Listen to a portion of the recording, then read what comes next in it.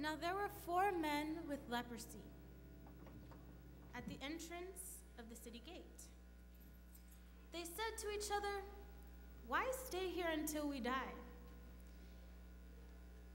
If we say, 'We'll go into the city, the famine is there, and we will die. And if we stay here, we will die. So let's go over to the camp of the Arameans and surrender. If they spare us, we live. If they kill us, we die.' At dusk, they got up and they went to the camp of the Arameans. When they reached the edge of the camp, no one was there. For the Lord had caused the Arameans to hear the sound of chariots and horses and a great army, so that they said to one another, 'Look, the king of Israel has heard the Hittite and Egyptian kings to attack us.' So they got up and fled in dusk and abandoned their tents and their horses and donkeys. They left the camp and ran for their lives. The men who had leprosy reached the edge of the camp, entered one of the tents, and ate and drank. Then they took silver, gold, and clothes and went off and hid them. They returned and entered another tent and took some things from it and hid them also. Then they said to each other, 'What we're doing isn't right. This is a day of good news, and we are keeping it all to ourselves. If we wait until daylight, punishment will overtake us. Let's go at once and report this to the royal palace.'" Can the church say amen? Thank you, Stephanie, for reading or scripture reading. She read it so colorfully. That is good. Are you happy to be in the house of God this morning? You guys look a little dead. Even though you guys look dead, you look good. Turn to the person next to you and tell the person, "Man, don't I look good?" It's all right, you can do it.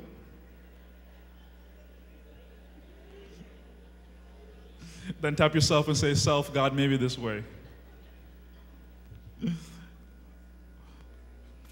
One of my favorite texts in all of Scripture is from the book of Psalms.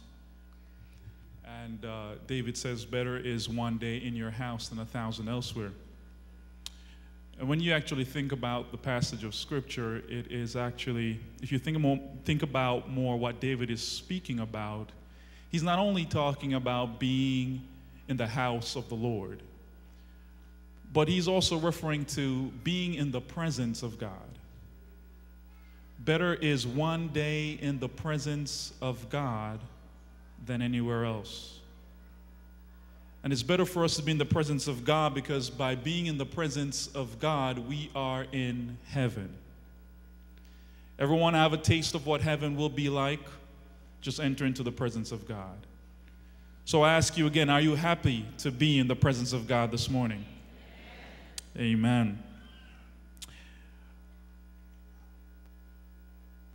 The topic of my sermon this morning is, I am not staying here. I'm not staying here. This sermon is about changing and what it takes to change. The faith it takes to move forward in life when there is difficulty that lies ahead and when there's difficulty that lies behind. What do we do in our lives at that moment? So I want you now to stick with me in the text of the sermonic text this morning, 2 Kings 7, verse 3 to 9. We'll be concentrating mainly on those passages. But before I begin, I want to go ahead and pray. So bow your heads with me and close your eyes. Father, we thank you so much for today. Lord, we are grateful and thankful to be in your presence this morning. Lord, as we look into this narrative of the 4 lepers, Lord, we're asking that you will make the lesson clear to us. Lord, because there is someone in this house this morning that is looking for a breakthrough in their life, that is looking to do something in their life, that is looking to make a change in their lives, but Lord, they are stuck where they are. And may they declare today that they're not staying where they are, because if I stay here, it will kill me. Lord, as we open your words, may our hearts may be open to you. In your name I pray. Let God's people say, amen. As I have matured in ministry and in life, I am being rudely awoken to a reality of life and ministry, and that is traveling. I hate traveling because traveling requires luggage. I don't know how many of you travel with luggage, but I hate traveling with luggage. I loathe traveling with luggage. Because when I travel, I like to pack as light as humanly possible. If I don't need to pack it and I can buy it when I get there, I will do that so I can travel as light as possible. How many of you would like to travel light? Most of the men hands went up, but that's all right. I hate traveling with luggage. I hate carrying around heavy, cumbersome luggage because as I'm walking through the airport, it feels like there are 10-pound weights attached to my legs. I move very slowly. And as I'm moving and I have to make my way up steps, the heavy, cumbersome luggage is very difficult for me to move around. I cannot move as freely and as independently as I would like. It makes moving forward very difficult. But most of all, it causes me to be stuck where I am. And then there's something that happens when I'm going through the airport, when I'm walking around with big, cumbersome luggage. I get jealous of that guy or that woman that walks right beside me, walking briskly with just one carry-on on the shoulder. I hate traveling with luggage. But that's the way life is. We all are carrying around some form of luggage in the airport of life. Some more than others. Some have different weights. The heavier, the more it shows on your face. While the lighter it is, the harder it is to show. But the fact of the matter is, we all have baggage in the airport of life. Like brand names, some are fancy and expensive because it costs us something to walk around with that piece of luggage. Like Tumi, Samsonite, or Louis Vuitton, we paid a high price to end up with that piece of baggage in our lives. Like different kinds of luggage, like the carry-on, even when we take our life to another level, the baggage comes with us. Or like the checked luggage, every time we think we got rid of it, every time we think we have gotten rid of it, every time we think we have moved on into a new phase of our lives, we go back to that piece of luggage because we have grown attached to the circumstances and situations that's attached to our baggage. I've been reading this very fascinating book entitled The Things They Carried. A fascinating book set in World War II. It looks at different items that soldiers carried onto the battlefield in war. Each item had its own sort of effect on the soldier, be it socially, spiritually, or emotionally. For example, there was a young soldier who carried a picture of a young woman that he loved but didn't love him. Talk about unrequited love. And it affected the way he performed on the battlefield because he was trying every day to stay out of harm's way at the detriment to his team so he could get back to this girl that he loved but didn't love him. Luggage or baggage, whatever you want to call it, affects all of us in the airport of life. And we're all walking around in the airport of life with some sort of baggage. We have all come into this place this morning with baggage attached to our lives. And quite honestly, we shouldn't be ashamed of the baggage in our lives, because we all have baggage in our lives. We're all carrying around some form or some shape of luggage, whether it's Louis Vuitton or bootleg. We all have luggage in the airport of life. And the question I want to ask you this morning is this: what do you plan to do with that baggage? We can stay with it, we can drag it around, we can lug it around, or we can stop and allow God to handle our baggage for us. Because the fact of the matter is, you're not going to have a breakthrough in your life if you hold on to the baggage in your life. And the thing that sucks most about baggage is that it keeps you stuck where you are. In our passage of scripture today, we find 4 lepers outside the city walls of Judah, and they're about to die. They could not go into the city for 2 reasons. Number one, they were lepers, and lepers were not allowed to intermingle with people that didn't have leprosy. So the city threw them outside the walls of the city. And number 2, there was a bad famine in the city of Judah. There was a famine so bad in Judah that people were going to unimaginable places in order to survive. And if you will turn with me in your Bibles to 2 Kings chapter 6. Turn there with me quickly. 2 Kings chapter 6, verse 25 to 31. We're going to take a look at how bad things were in the city of Judah for these people. 2 Kings 6, verse 25 to 31. There was a great famine in the city. The siege lasted so long that a donkey's head sold for 80 shekels of silver, and a quarter of a cab of seed pods for 5 shekels. As the king of Israel was passing by on the wall, a woman cried to him, "Help me, my lord the king." The king replied, "If the Lord does not help you, where can I get help for you? From the threshing floor?" He was being sarcastic because there was no food at the threshing floor. There was no grain at the threshing floor. From the winepress? He was being sarcastic again because there is no wine at the winepress. Then he asked her, "What's the matter?" She answered, "This woman said to me, 'Give up your son so we may eat him today, and tomorrow we'll eat my son.'" Things have gotten so bad that they had turned to cannibalism.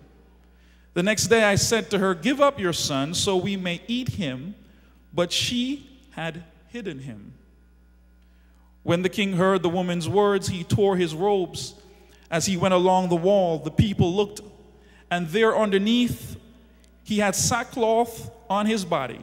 He said, "May God deal with me, be it ever so severely, if the head of Elijah, son of Japhat, remains on his shoulders today."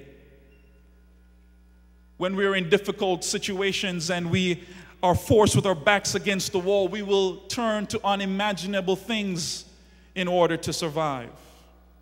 These people were so hungry, and mothers were so hungry that they were even thinking about eating their children.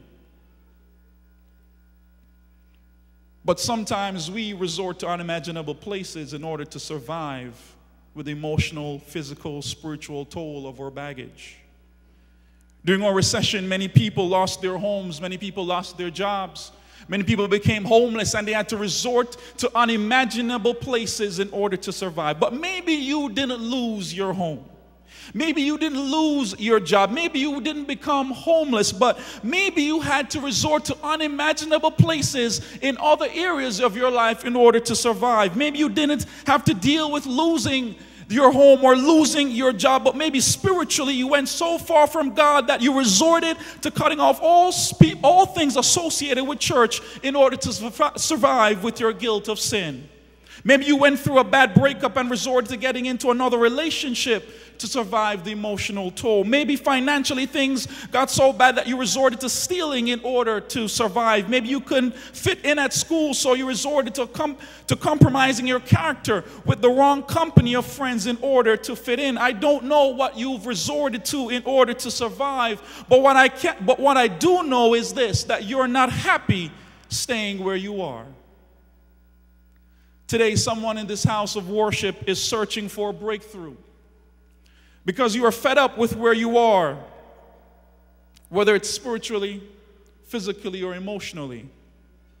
You can't stay where you are and expect a breakthrough in your life.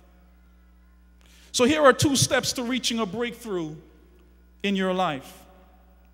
Number 1, breakthrough requires movement. What did I say? Breakthrough requires what? Movement. And turn with me in your Bibles. We're going to look at verses 3 and 4 of our pericope this morning. 2 Kings 7, verses 3 and 4. And it reads, "Now there were 4 men with leprosy at the entrance of the city gate. They said to each other, 'Why stay here until we die?'" See, that's a very important question. Because these 4 lepers were between a rock and a hard place. They could not go back into the city because there was no food in the city, as we just read previously. So going back into the city was not going to help them to survive in their situation. Going back into the city was not going to garner or gain them any sort of food so that they could survive. So they were stuck where they were. And they could not move forward because the Arameans are the ones that besieged the city of Judah. They had cut off all supplies from the city. They had cut off all water supply from the city. They had cut off all food supply from the city. And so as a result, the city was starving. So these 4 lepers could not go back into the city. And more importantly, these lepers had more against them than the normal citizens of Judah, because they were lepers. They could not go back into the city. They could not go back into the city. They couldn't move forward. So they said, "Why stay here until we die?" Have you ever been between a rock and a hard place in your life? Have you ever been there before? If you go back to where you're coming from, it's not going to help you any much. Matter of fact, you don't want to go back to that previous situation, whatever that situation is. And if you move forward, you're afraid of moving forward because you don't know what the future may hold. And as a matter of fact, moving forward doesn't look like it's going to get any brighter. So you're kind of stuck between a rock and a hard place. You're stuck where you are. Some of us are stuck in some relationships that we have no business being in.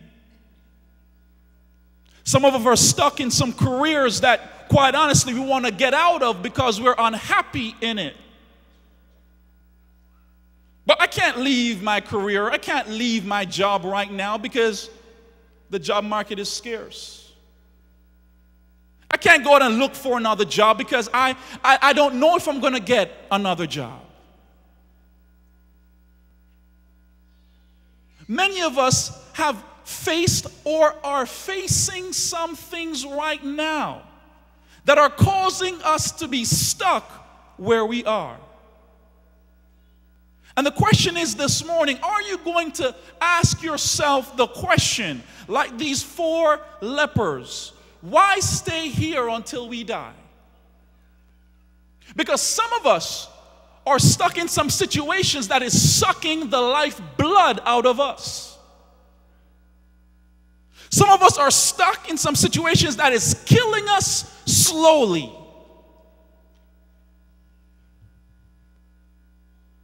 But you know what? We are comfortable being where we are because it's normal to us. Even though it's sucking the lifeblood, even though it's killing us slowly, we refuse to go back to where we come from, and we refuse to move forward because we don't know what the future holds. But we are saying to ourselves, you know what? This is where I know. So I'm going to stay here. That is one of the things that is very difficult. And this comfortability is one of those things that is very difficult for us to exercise our faith. Because being comfortable says, I like my nice, comfortable bed. So I will not exercise my faith. I want to get out of this situation. I want to take my life to the next level. But you know what? I'm not going to do it because I'm not sure if I leave my comfortable spot, if I'll be able to get into a more comfortable spot, or if I lose my comfortable spot. And so we don't move.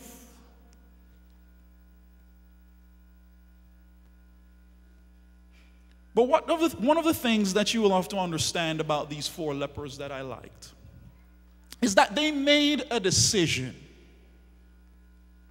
And their decision was predicated on the fact that if they stay here, they're going to die. They had no choice. They had no choice but to make a decision.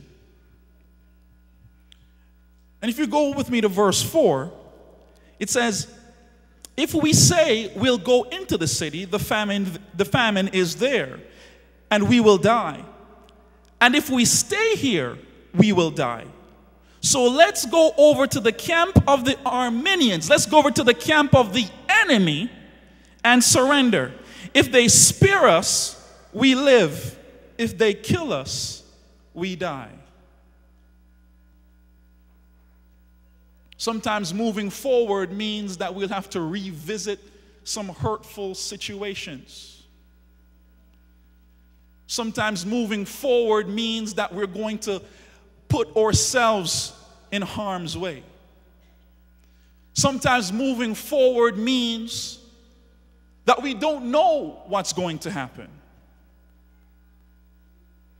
But if your present situation is sucking the lifeblood and it's killing you slowly, then what choice do you have? So at the start of 2012, I made a resolution. I wanted to become more active. Now, don't let the frame fool you guys. I've been putting on a little weight. Some of you are like, really, Pastor? Really? I've been putting on some weight. Just take my word for it. And I've been active all my life. I've been active as far back as I can remember. In high school, in Jamaica, when I lived in Jamaica, I ran track. Surprise. And came here to high school, played 4 different sports,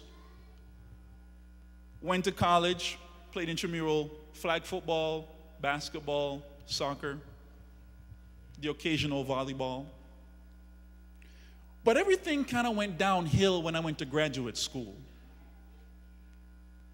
I had my nose in the book, I had my mind focused on school, and so all the activity ceased. And then I came into ministry. I came into pastoral ministry. I came into real life.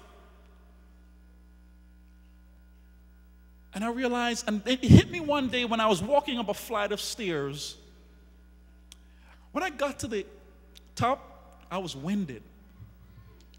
This was an anomaly to me. This had never happened to me before. And I said, this has to change. Because I know if I don't change anything about it now, I know sooner or later, this long-windedness is going to turn to something else. And I said to myself, it's not getting there. So my first requirement was that I needed to do something about it. So I went out and got P90X. That lasted 6 weeks. It's a 12-week program. And then now I'm picking it up again. And I'm determined to finish it. But I made a decision because of the circumstance that I was in. It first started with the decision that something has got to change. And there are many times in life when we wait for a situation to deteriorate before we make a decision to do something about it.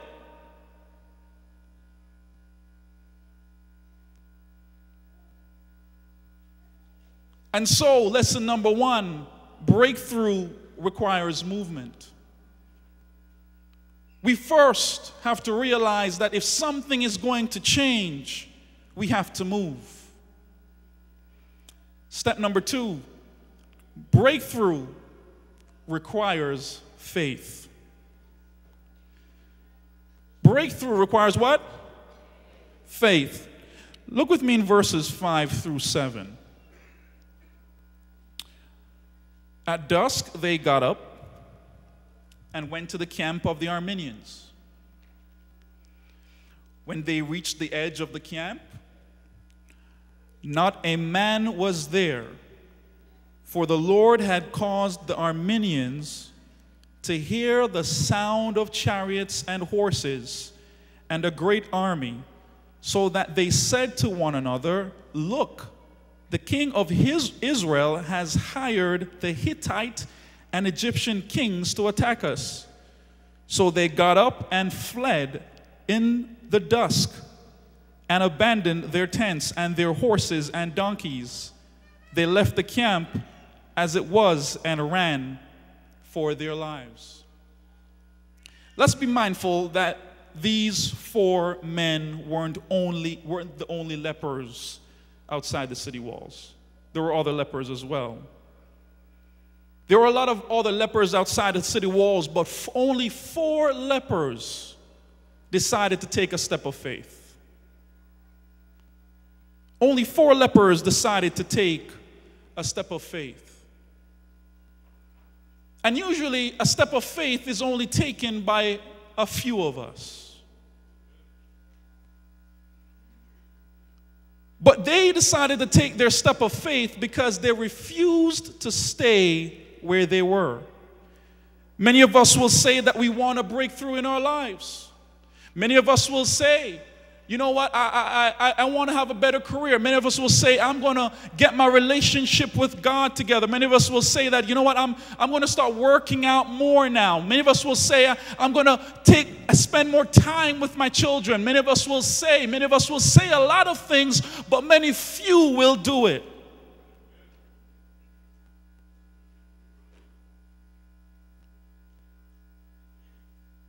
Many of us will say we want to change the situation in our lives, but only few will do it. And only 4 lepers decided to take a step of faith. The question I have for you this morning, are you going to take a step of faith in your life right now to get out of your circumstance or situation?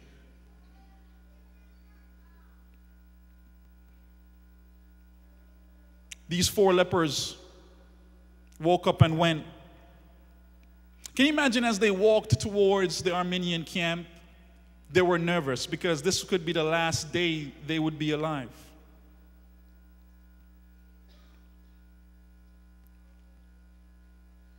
And can you imagine all the lepers that decided to stay where they were? These other lepers may have given up on their situation and says, you know what, I'm just going to die here from hunger. Those other lepers that did not move were afraid of the unknown. But what's amazing about these 4 lepers is that as they were walking towards the camp, as they took their step of faith, they activated the hand of God to act on their behalf. Because when they got to the camp, no one was there because God had made it sound that there was an army coming to defeat them.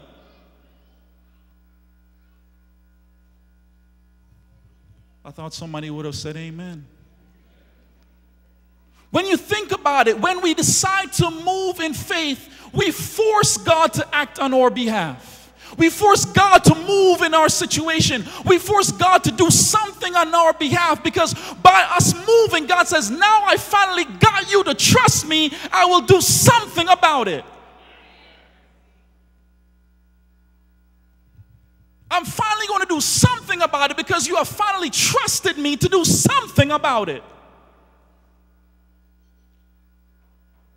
God always rewards our faith. No matter how difficult the situation may look, no matter how grim it may look, no matter if it's sucking the lifeblood out of you, God just wants you to take a step of faith for Him so He can act on your behalf. And only few of us will act, which means only a few of us will get the blessing.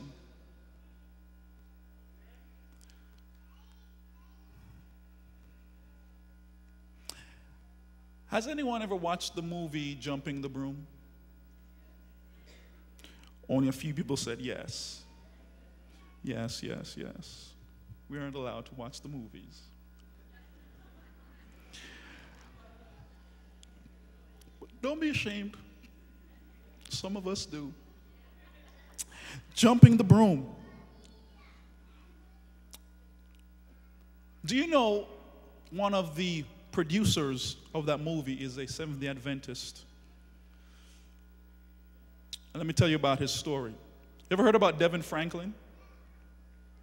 He wrote a book called Produced by Faith. And he was an assistant for Will Smith. He also worked on Pursuit of Happiness. And he wanted to move from assistant to executive. He wanted to make this big leap in his life. An Adventist in Hollywood. Oxymoron. But he made it very clear when he was going in for interviews that his Sabbath, he will not work from sundown Friday to sundown Saturday evening. So he made it very clear in any job. He repeatedly took steps of faith. And he had an interview with Oprah, and he said that he said something to the effect of, our faith, if we are produced by faith, God will open doors for us that He won't open for other individuals. The church has woken up. And so, he wanted to make the leap from assistant to executive. And so he prayed about it. He prayed about it. I think he fasted. I think he said he fasted. Okay, but whatever, he prayed about it. And God told him to quit his job. God told him to quit his job. And everyone, all of his friends that he told about this, they said, dude, you can't quit your job without having another job lined up. What are you doing? And with fear and trepidation, he said, I'm going to quit the job. So he quit the job. Had no job. Don't know how bills going to get paid. Had no job. Let me see the hands of those who would do that. Wow, only 2 hands went up. See, I told you only a few will take a step in faith.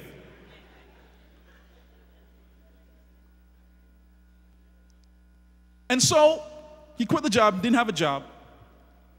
But what ends up happening is that once he quit the job, some weird things happened that company CEO changed, and apparently his boss got another job at another film company or higher up in the company or something to that effect. And word had gotten out about how well of a job he does. And so another film company, Universal, heard about him and hired him to be VP of productions.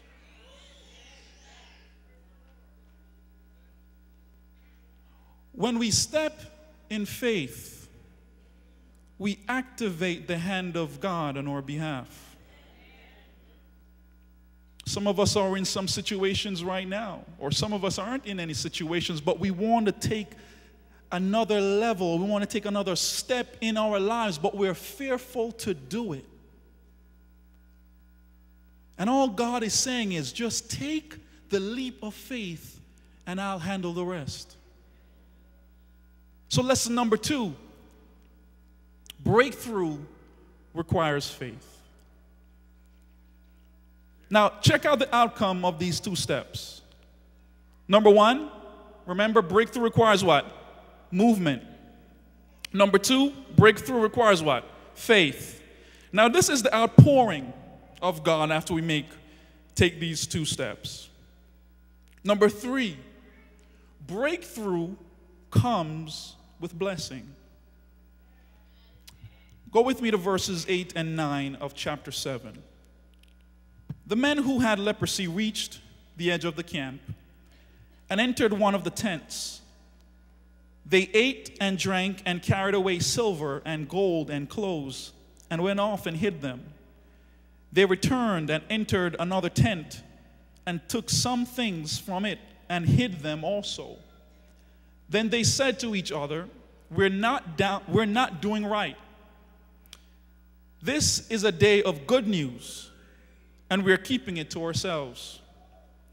If we wait until daylight, punishment will overtake us. Let's go at once and report this to the royal palace. These 4 lepers had now made their move of faith, and God had given them their breakthrough.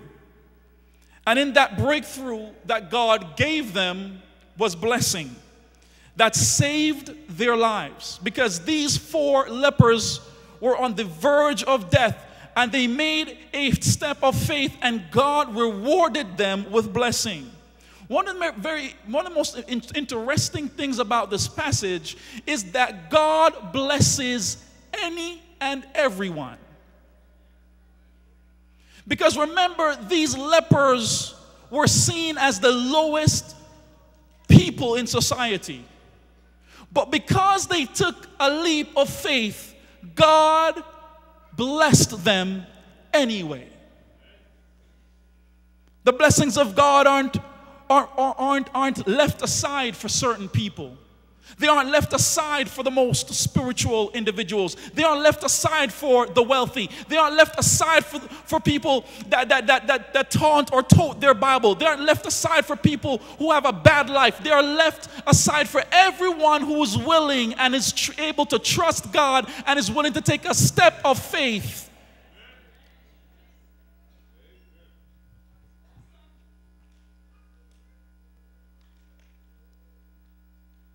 And so the blessings that God had now given them saved their lives. But they realized that they could not keep the blessings to themselves. What good is a blessing if we keep it to ourselves? Now this is stewardship now. Stewardship isn't only about money.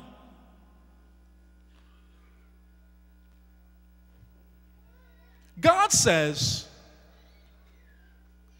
a steward is someone that when God gives them the blessings of God, that they give it away to someone else who needs help.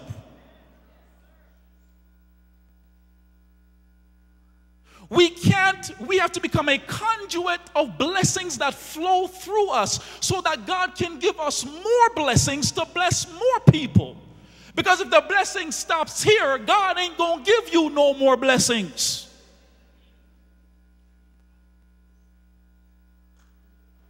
A steward is someone that allows the blessing of God to flow through them.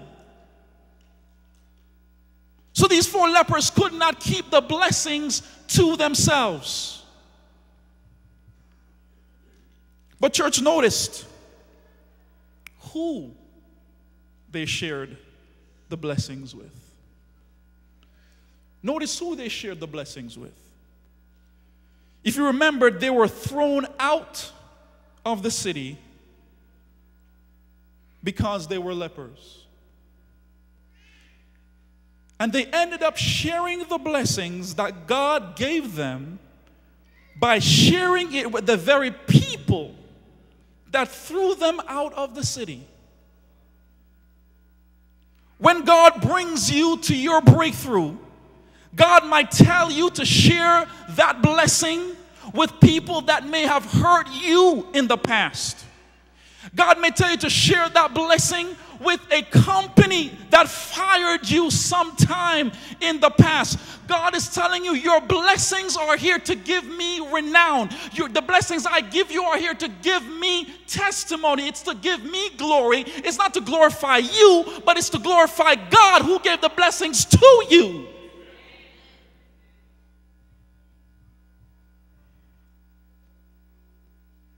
God didn't give these 4 lepers a blessing just for themselves.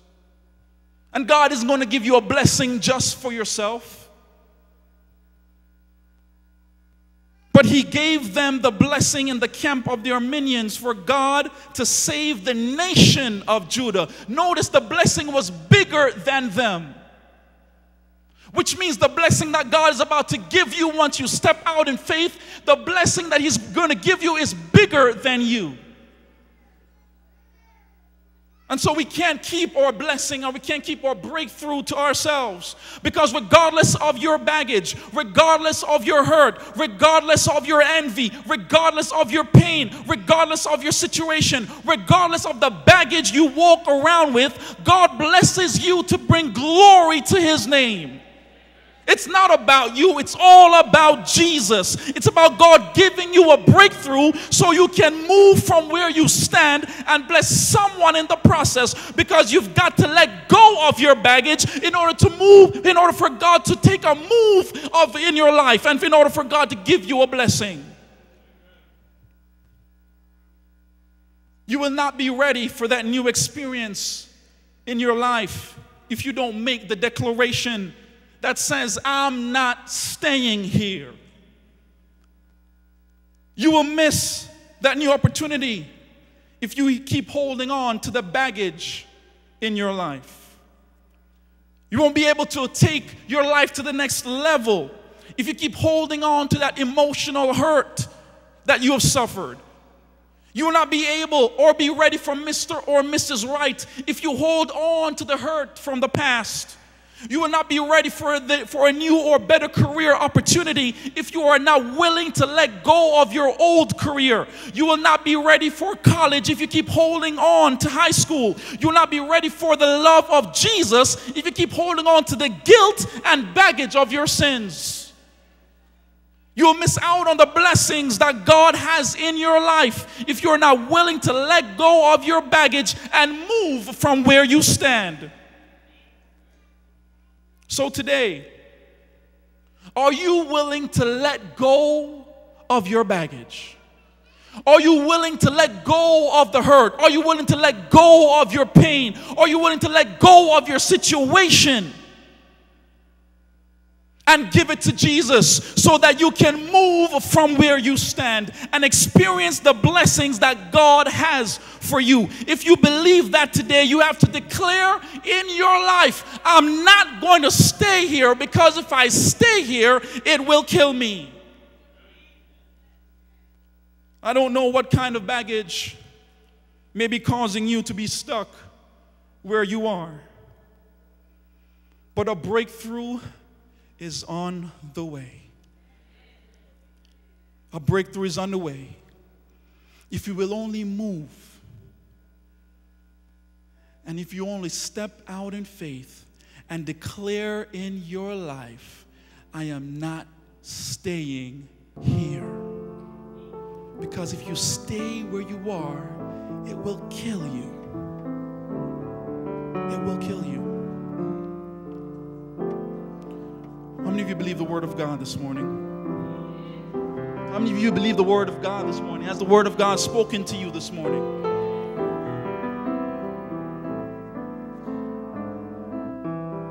I don't know what you're facing in your life right now.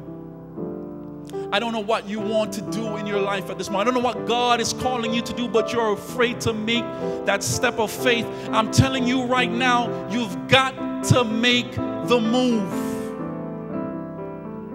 so that God will be able to use you as a conduit for His blessing. Let us pray. Father, we are grateful. And we are thankful that you are a God, that you're an amazing God. Lord, thank you so much. Thank you so much for sending your Son to down the cross for us. Lord, we love you.